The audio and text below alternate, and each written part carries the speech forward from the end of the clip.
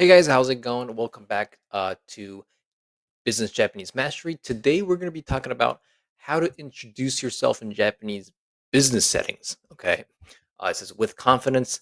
Um, so today's topic is going to be about introducing yourself, and the reason why I'm making this video today is because I see like I wrote in our pain point here, I see a lot of people feel nervous when introducing themselves, and it's either feeling nervous or it's actually because you feel nervous, you tend not to actually know how to respond or how to introduce yourselves. And also another reason I'm making this video is because I see a lot of people use the wrong words when introducing themselves, and I wrote down here, but your first impressions are the first impression that you kind of show the other person is everything in Japanese business culture. So let's get started. Um, a good self introduction is key to building a great relationship. So that's the reason why I'm doing this video. All right. So the situation is business meetings. Okay. Um, so your first introduction sets the tone for all future communication. All right. Okay. So I'm going to break it down to three parts. The first part is greeting. The second part is saying your name and affiliation, what kind of company you work for, and what is your name, all right? And the last part we're going to talk about, sorry, the third part is your position. And then lastly, we're going to talk about closing phrases. Okay, so these are the four. First, let's start with greetings. A lot of people, the mistake that I see is they just say konnichiwa or konbanwa. The first thing that you should say would be hajimemashite. Okay, hajimemashite, which means nice to meet you.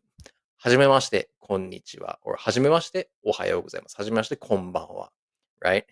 Um, and again, the reason I'm saying I actually introduced this word, this phrase, is because it makes a huge difference.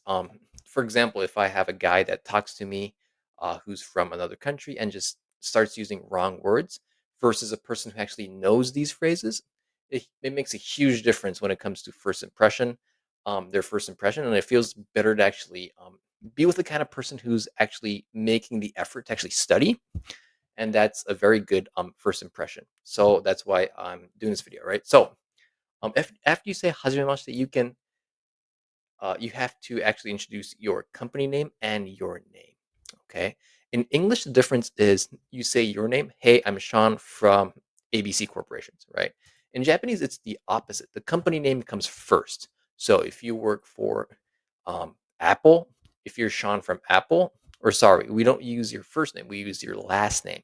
So if you're Mr. Tanaka from Apple, you would say Apple no Tanaka to申します. We read this kanji 申します, which means I am. Okay. Apple no Tanaka to 申します. All right. So let's do it all together. First of all, you start with はじめまして. Apple no Tanaka to 申します. Nice to meet you. I'm Tanaka from Apple. All right. And a lot of people use their first name. Sometimes I see this a lot in meetings and all that, but we should use your last name. Okay. It's just a cultural thing. In English speaking countries, we use your first name. Here, we just don't. All right. So just remember that. Yeah. So your position, another thing that I got to tell you is in Japanese business meetings, business settings, we focus a lot on what kind of organization you're from. So instead of your name or who you are, we talk about what your affiliation is. So your position at this company, what kind of position are you working in, right? So if you want to introduce your title, you can say position title を担当しております。担当しております。担当 means to actually be doing that job. So so literally I'm in charge of that position title, right? Again, if you are a marketer, you can say マーケティングを担当しております. If you're in sales, you could say セールスを担当しております. Or you could use the word 営業 for sales. That's fine. Um, yeah. So far we've got はじめまして for me. アップルのナロンと申します。セールスを担当しております。Right? And then the last part we have, sorry, before going to our last part, I want to actually add something here, your position. Instead of just saying your position, you could also elaborate a little bit. Um, if it's if it's something like marketing, you can say like, is it domestic marketing or just digital marketing? You can say digital marketing を担当しております, right? If it's sales like foreign, like abroad, international sales, that's a huge thing here.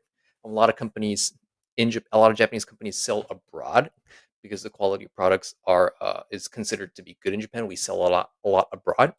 So if you're selling internationally, you can say 海外営業です or 海外 sales is fine. 海外営業 is better though. 海外営業を担当しております。海外 means abroad, right? Um, yeah, and also when you want to introduce your position title, you can also say your department. And the word for department I'll add here is 部門. 部門. All right. So if you're from the marketing department, you can say マーケティング部門を担当しております。or セールス部門 like 営業部門 right? 営業部門を担当しております right? That's another way to say it. This is a really actually a common word that people use. 部門 is like a kind of like one group. So if you want to make it vague, if you don't want to go dive too deeply inside of what you're doing, you can just say 営業部門です or マーケティング部門です that'll be fine. The other person will understand what you're trying to say, right? So the last part, we're moving on to the last part, closing the conversation, right? Um, I'm looking forward to working with you. You can say どうぞよろしくお願いします. We all know what よろしくお願いします is. This is what a lot of people miss. どうぞ, right? どうぞ. By adding どうぞ at the first part, it makes it more formal. And guys, the reason, again, sorry to repeat, but the reason I keep saying add these small phrases is because, for example, we've got どうぞ here, we've got はじめまして instead of just こんにちは.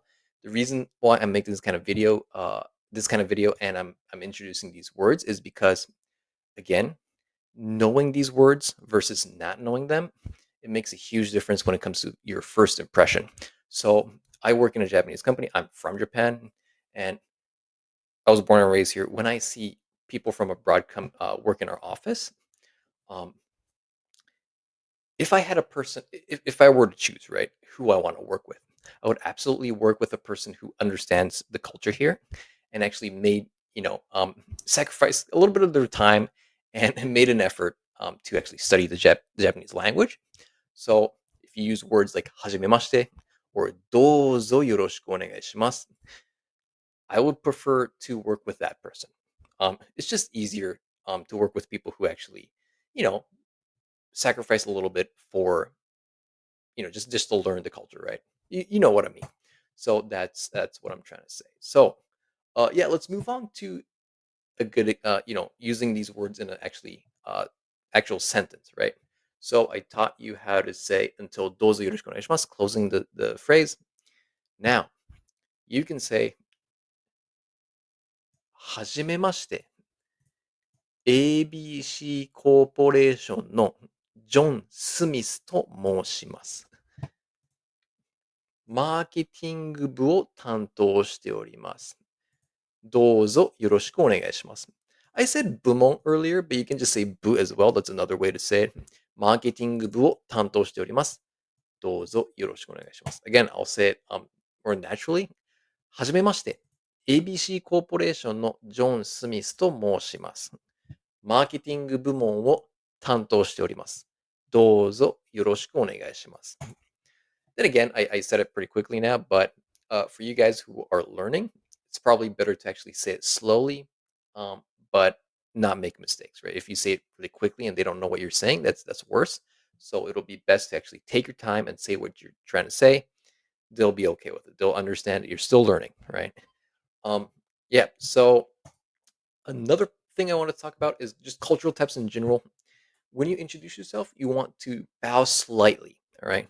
You don't want to just like shake their hand and then say like blah blah blah. "はじめまして." You don't want to be too strong. You want to be bowing when you say this. All right. Show that you're tilting your head a little bit. Um, and speak slowly and clearly. Like I said, you don't want to be too quick. And and guys, like in general, practice pronunciation ahead of time. So like if you know you're going to be in a meeting the next day, take at least a week to just like practice these words, right? And another pain point that a lot of people come to me with is the fact that they don't have so many people to practice with. This is why I make these kind of videos. You can use this video, my videos, actually use it for your practice at home. All right. So use these videos so you can practice at home, and just say it for like a week, right? Use these words for a week at home, look at the mirror and all that.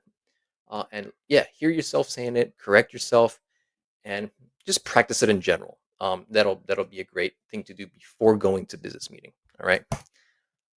Yeah. And another thing is use words like something "san" when mentioning others. Don't just say like "sumisuga," like Smith or like John did that. Just say like "John-san ga" or like "Tanaka-san ga." Right. That's just the cultural tip, just in case you didn't know. All right. So yeah, now you know how to confidently introduce yourself in a Japanese meeting setting. Yeah, Japanese business meeting, right? And thanks guys for watching this video. I hope a lot of people could use some of the words that I talked about in this video. I really hope that a lot of people who watch this channel, actually know a lot of people come to this channel, are people who want to improve their business Japanese. And if you are one of those people who work with Japanese clients or Japanese companies, if you're doing business with Japanese, I hope you learned something out of this video. So, yep, thank you very much. And I'll talk to you in our next video. All right. If this helped you, please uh, click like so that a lot of people can watch it as well. All right. Talk to you guys later. Bye bye.